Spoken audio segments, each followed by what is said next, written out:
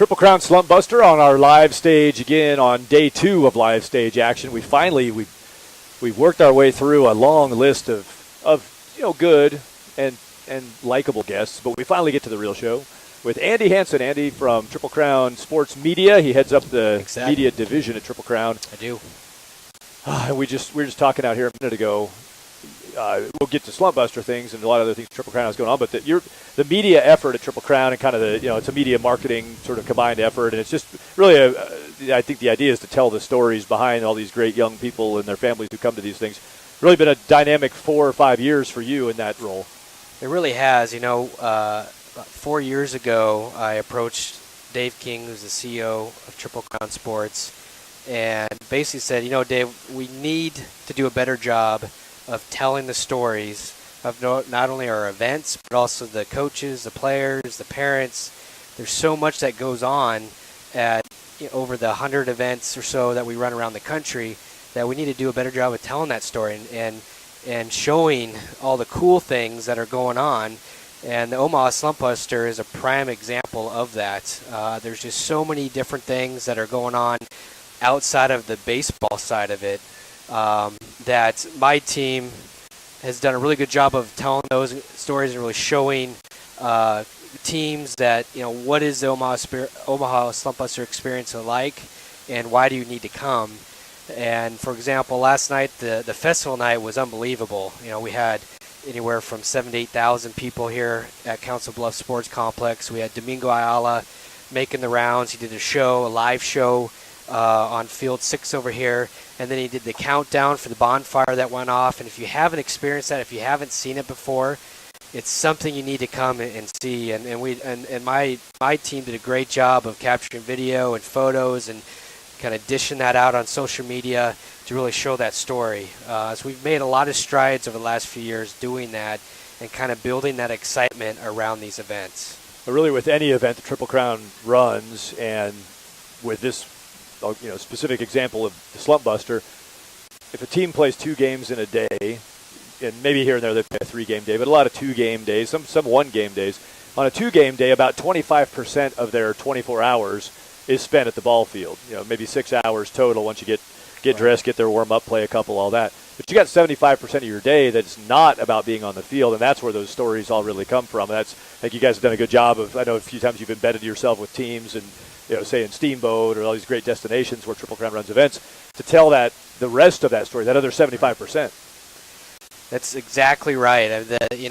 What parents, what coaches and players want is they want to be able to come and experience the baseball side, but also the team building, the vacation, and really kind of mix that all into one. And what Triple Crown has just been unbelievable about is building those events. If it's either in Omaha, which also ties in with the College World Series, or it's in Steamboat during the World Series, or if it's in Myrtle Beach during our Summer Nationals, is, like you said, about 25% of the time is spent on the field, but the rest of the time is out doing activities. It's time at the pool, it's barbecues, it's going to a College World Series game, it's going to the beach, it's going hiking in the mountains, it's going rafting down the Yampa and Steamboat. And those are the memories that these players and parents and coaches really take with them for the rest of their lives. I bet if you talk to any current MLB guy or college player and you ask them about what was your experience like growing up with playing youth baseball, and guarantee they're going to talk about the Omaha Slumpbuster, they're going to talk about their time in Steamboat, they're going to talk about their time in Park City and really what that meant to them and the time that they got to spend with their buddies and kind of do those team building exercises. And Triple Crown's done a great job of really being able to provide that for these teams to do those type of things. Well, that's the nice thing on the flip side of what Triple Crown Sports and the event directors have created for you and your team to cover. Is if these events weren't so well developed and in destinations with relationships with host communities that are so deep and so long standing, the stories you get to tell aren't nearly as good. I mean, you guys have this great sort of canvas of options to choose from. The stories kind of come flying out of those. You just then have to go and sort of tell them well and pick and go figure out how to distinguish which ones really need to get told. I know you can't get to everyone you wish you could. Right. Yeah, it's amazing. Anytime that we come to an event, just the amount of stories that we find with these teams, they're just endless, and it's really having the manpower to be able to tell all those stories. And we're increasing our staff internally. We're also increasing our freelance staff. So we're hiring. Like this week, we've actually hired a couple freelancers that live in the Omaha area to be able to cover more and get more coverage and give more teams the attention that they need and deserve. So you're going to see that build each year. We'll be doing more and more and more, and this year is a prime example of that. Well, and speaking of your staff power, Andy Hansen runs the Triple Crown Media Division. Let's give you a chance here to campaign for your staff a little bit. You got Kyle, you got Nate, you got Thomas. Just added Thomas on full time after 3 years of interning. But right. Kind of walk us through what are these people? Where do they come from? Why are they part of your media team? Sure. Well, first of all, our first hire, the addition to our division about 3 years ago, was Kyle Koso. He was for about 18 years, he was a sports writer for a paper in Loveland, Colorado, which is close to our headquarters in Fort Collins. Really strong writing skills, big sports background and covering sports. And he was a guy that we needed to add. He does all of our content writing, does all of our editing for either it be email campaigns or feature stories or recaps, anything that's on our website. He's kind of in charge of the content side of it, and he's a writer. He does a fantastic job. About 2 years ago, we added a video editor to our division. That person now is Nate Chu, who came to us from the University of Idaho, worked there in the athletics department for a couple years. He worked for the San Francisco Giants for a couple years and has a real deep background in video editing and is really a vital piece to what we do. There's just so much visual now, that storytelling that we need to do visually with video and voiceovers, and there's no better way to capture what's going on at these events than video, and using our digital means to then get that video, get that content out to the public so they can watch it and really get a good understanding idea about what these events bring and what they can expect. And then lastly, we just hired our fourth member, Thomas Hoffman, who I think will be on the show here in a little bit. He was a sports information director at the college level the last couple years. He's interned with Triple Crown for the last 3 years and brings a really strong college background, PR knowledge to what we're doing.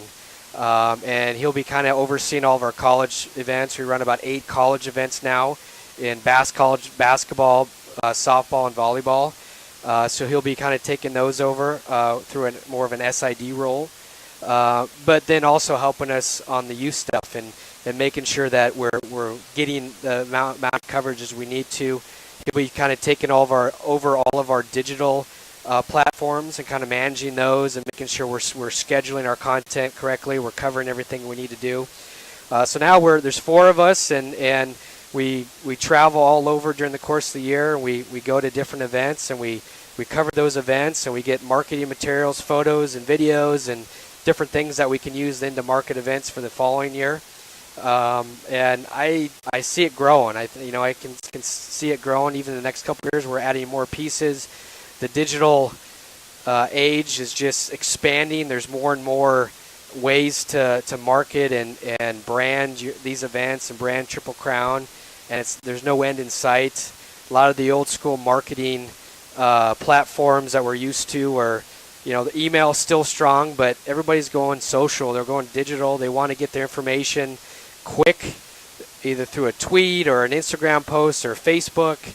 They want it right there on their phone where they can see it and then make a decision and watch a video and feel comfortable about where they're going to do and where they're going to go. And so you didn't just drop out of a cloud either. I know you've got the great diversity of experience and background right. with Kyle and Thomas and Nate, and then yourself. I know you worked in college sports information, and you were actually an event director with Triple Crown for years. Right. Give us your path to this outcome. So I started at Colorado State University, 4 years there, working in the athletic department while also getting my degree in public relations.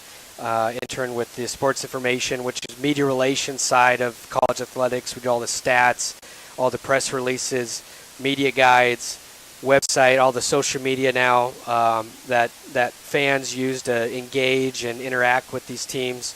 And then I went and got a master's degree at University of Oklahoma. Spent 2 years there in the athletic department, kind of doing the same thing.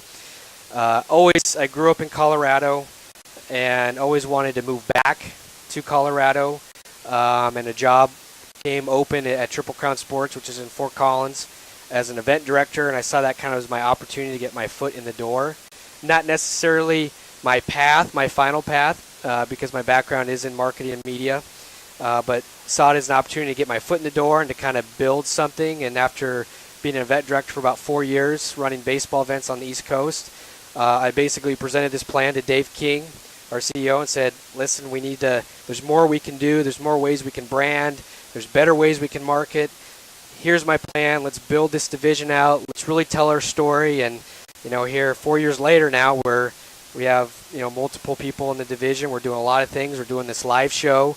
It's kind of a new idea that we working with ASBN that we're bringing not only to this event, but we also did it in volleyball in Salt Lake City. We're going to be in Denver here in 2 weeks for our big Sparkler Fireworks event, which is our big softball event there in Colorado. We had a really neat Jumbotron that we brought in for the festival night yesterday. We were able to kind of play some content with a social wall where we videoed the Domingo Ayala show so people could watch that. We had the bonfire explosion go off. We had a video on there. So really a neat kind of digital aspect that we're bringing to these events that we've never done before. So I know you're a sports guy across the board, but you're kind of a basketball, you got some golf, it's some of your personal loves, and you like everything in the building at Triple Crown Sports, and you value everybody's event. But in the end, do you have a favorite? I love our college basketball product. So we do the Cancun Challenge, Division I men's and women's tournament in Cancun over Thanksgiving week. We've had some great teams down there, men's and women's teams. On the men's side, we've had Kentucky win it. We've had Wichita State. We've had Maryland. Wisconsin. We had Purdue win it this last year. On the women's side, this next year we have Mississippi State that will be down there. They were knocked off UConn this year and made it all the way they were the runners-up, made it to the championship game. We have Tennessee going down there. We've had some great teams. It's just a fun event. It's at the Hard Rock Hotel Riviera Maya, which is a all-inclusive resort just south of Cancun. Fans love it. It's kind of an up-close, personal event where fans get to watch their favorite basketball team down in Mexico in a really kind of unique, intimate setting. There's unlimited food and drinks. The resort is beautiful, and it's just my most favorite to go down and work, obviously, because you're in Mexico, but you get up close and personal with these college teams and really work with them on a different level that you normally don't. So Cancun, and then our WNIT, which is our women's national invitation tournament. The pre and the postseason is always fun too, and being involved with that and doing a lot of the media operations. I mean, for the postseason event, we work with 64 Division I teams. And it's really a neat event to see how it, from each round to the next, to see what team is going to make a run, what fan base is going to get excited, who's going to host the championship, and all that. I know you've been a part of that pretty closely, being on the TV side, and I just really enjoy that whole event from start to finish. Yeah, it's hard and stressful at times, but in the end, it's one you end up looking forward to, and one when it's done, you kind of look back and it's a fun ride. Even though wrinkles come up all the time that are hard to anticipate, but right. That one's dynamic for sure. Anything else we haven't gotten to in your media side that you want to make sure gets acknowledged? No, I just really want to thank ASBN, Amateur Sports Broadcasting Network. They're out of Denver. We met them a couple years ago and have started kind of a really nice relationship with them. I think we're going to start doing more and more, as we progress here into the future and kind of figure out what we can do and try some new things. And they've been great because they're pretty easy to work with, and they want to try different things, and we kind of throw some ideas out to them, and they're, let's try it. And so I appreciate what they're doing. I appreciate that, what you do, and you do such a great job as a host, and having you a part of this has been really cool, and just excited to see how we can advance it and continue to grow with it and add more things. We're always looking to add more things that we can do at these big events, and just really looking forward to see where that goes here in the future. I wish we had a camera to turn around, but Zach and Aaron are sitting over there from ASBN, so they don't ever get get seen on this stuff. But yeah, great job by the ASBN. It's the deep crew of two guys make all this, like the Wizard of Oz. It's two Wizard of Oz's back behind the curtain over there. Well, Andy, thanks for the time. I know you've got all kinds of great stories to tell from the Slumpbuster. It's over 500 teams, more than 35 states here in the Omaha area during the College World Series. Good luck with your coverage, and I know the rest of the summer still holds a lot more for you, so keep up the good work. Thanks, Ted. Appreciate it.